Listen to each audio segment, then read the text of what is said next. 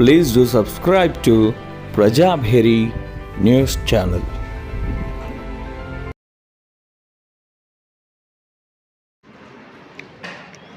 ఈనాటి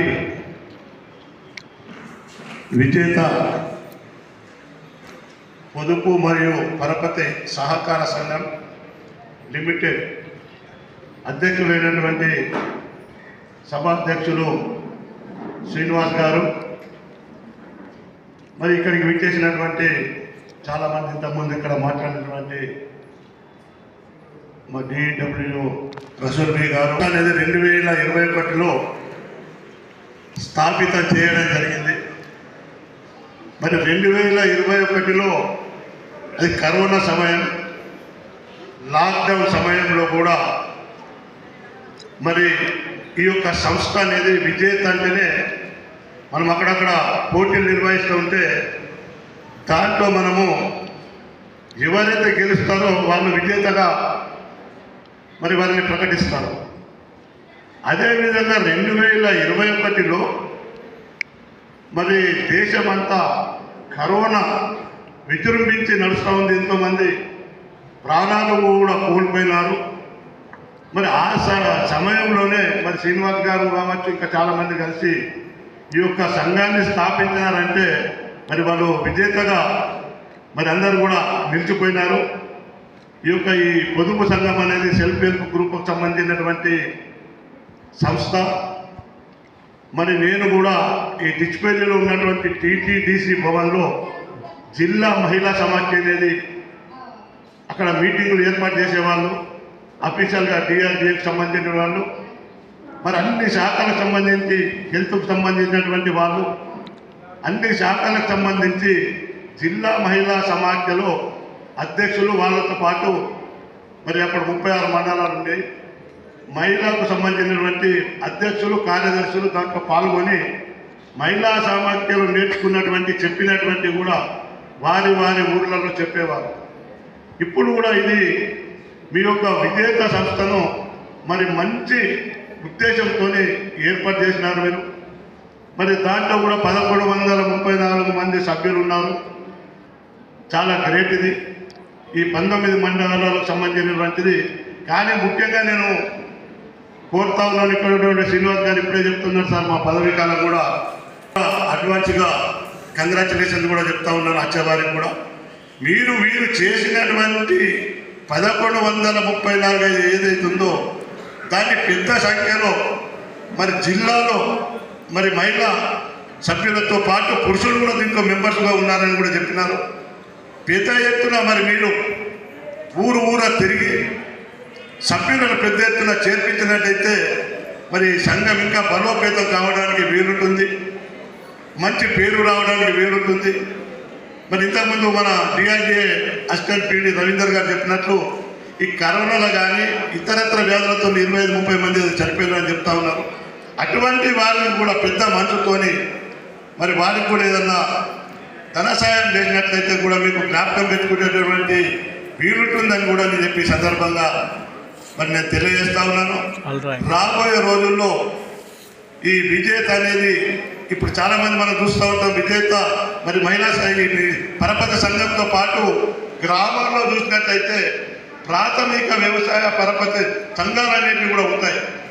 దానికి సంబంధించి డీసీసీ బ్యాంక్ అనేది ఉంటుంది. మా రమేష్ రెడ్డి గారు ఉన్నారు, ఇప్పుడు మా కుంట రమేష్ రెడ్డి నా మిత్రుడు. అదేవిధంగా ఐటీసీ ఎంఎస్కు కూడా మరి నా సోదరుడు తారాచంద్ర నాయక్ గారు కూడా ఉన్నారు. మీకు ఏదైనా అవసరాలు ఉన్నప్పుడు కూడా మరి డీసీఎంఎస్లో కానీ ఐటీసీఎంఎస్లో కానీ మరి మీకు సంబంధించి ఏదైనా రుణాలకు సంబంధించి కానీ మరి అక్కడ ఏదైనా మీకు అవసరం ఉండి మీకు ఏదైనా పని పడితే కూడా నాకు చెప్పినట్లయితే నేను తప్పకుండా వారికి కూడా మరి నా యొక్క సహాయ సహకారాలను అందిస్తానని చెప్పి కూడా మరి ఈ సందర్భంగా నేను తెలియజేస్తా ఉన్నాను. మరి నేను కూడా జిల్లా వినియోగదారుల సమాచార కేంద్రం అనేది ఉంటుంది. నేను దానికి అఫీషియల్గా నేను ప్రెసిడెంట్గా ఉన్నాను. దానికి నా యొక్క ఆఫీస్ ఇంతకుముందు కలెక్టరేట్లో ఉండేది. అక్కడ కలెక్టరేట్లో కూలగొట్టడం వల్ల ఇప్పుడు నేను ప్రస్తుతం జిల్లా పరిషత్లో మరి మీటింగ్ హాల్ పక్కకే నా యొక్క ఛాంబర్ ఉంటుంది. ఎప్పుడన్నా కూడా ఎనీ టైం ఎప్పుడన్నా మీరు మరి రావచ్చు. మనం అందరం కూడా వినియోగదారులు ఈరోజు వినియోగదారులను చూసుకుంటూ ఉంటే చాలా మోసాలకు గురయ్యేటటువంటి వీలుంది. మరి తక్కడి బాటలలో మోసాలు కానీ, పుట్టులో మోసాలు కానీ, ఎంఆర్పీ కంటే ఎక్కువ అమ్మడం కానీ, హాస్పిటళ్ళలో ఎత్తుంటే మరి ఎక్కువ బిల్లులు వసూలు చేయడం కానీ, మరి పరీక్షలు లేకుండా పరీక్షలు చేసి మీద డబ్బులు వసూలు చేసినటువంటి దాఖలాలు ఉన్నాయి. కాబట్టి నేను ఒకటే మీతో కోరుతా ఉన్నాను, మరి చిన్న మానవుల నుంచి పడితే రాష్ట్రపతి దాకా కూడా మరి వినియోగదారులే అనేక రకమైనటువంటి సేవలు ఉంటాయి. ఈరోజు ఆర్టీసీ కానీ, మరి ఆర్టీఓ ఆఫీసులు కానీ, టెలిఫోన్ కానీ, సెల్ ఫోన్లు కానీ, విద్యుత్ కానీ, ఎక్కువ కరెంటు బిల్లు వచ్చినా మా దగ్గర రావచ్చు. మీకు ఎక్కడైనా ఎక్కువ డబ్బులు వసూలు చేస్తే కూడా మా దగ్గర రావచ్చు. రైల్వేస్ కానీ, విమానాలు కానీ, ఈ షాపింగ్ మాల్స్ కానీ, సూపర్ మార్కెట్స్ కానీ, రకరకాల మార్కెట్లు ఈరోజు వెలువడుతూ ఉన్నాయి. మరి దాంట్లో కూడా ఒక్కటి కొంటే 2 ఫ్రీ, 2 కొంటే 3 ఫ్రీ అని చెప్పి ఈరోజు మన బట్టల షాపులలో కూడా చూస్తూ ఉన్నాం, డ్రెస్సెస్లలో కూడా చూస్తూ ఉన్నాం. నేను ఒకటే మీతో కోరేది, ఈ వెయిట్ అండ్ మెజర్స్కు తక్కువ బాటకు సంబంధించిన అధికారులు, మరి ఫుడ్కు సంబంధించినటువంటి అధికారులు, ఈ డిఎంహెచ్కు సంబంధించినటువంటి అధికారులు అందరూ కూడా వినియోగదారులకు సంబంధించినటువంటి సేవల్లో ఏదైనా లోపం జరిగితే వాటిని సరిచేయడానికి, తనిఖీలు చేయడానికి వాళ్ళు వస్తూ ఉంటారు. మరి మేము నిన్ననే మరి ఏదైతే ఈ పేపర్లు ఉంటాయి చూడండి, క్యారీ బ్యాగులు 50 కంటే ఎక్కువ మరి శాతం ఉన్నటువంటి అమ్మాలని చెప్పి జీవో రావడం జరిగింది. మరి నిన్ననే మా మున్సిపాలిటీ అధికారులు కానీ, మేము మొన్న మున్సిపాలిటీలో కూడా 1 లక్ష రూపాయల జుర్మానా వేయడం జరిగిందంటూ.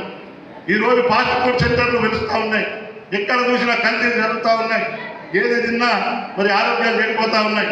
మరి హాస్పిటల్లోకి వెళ్ళడానికి ఈరోజు మరి కాల్షియం కార్బోన్తో మొక్క పెట్టినటువంటి పనులు అమ్ముతూ ఉన్నారు.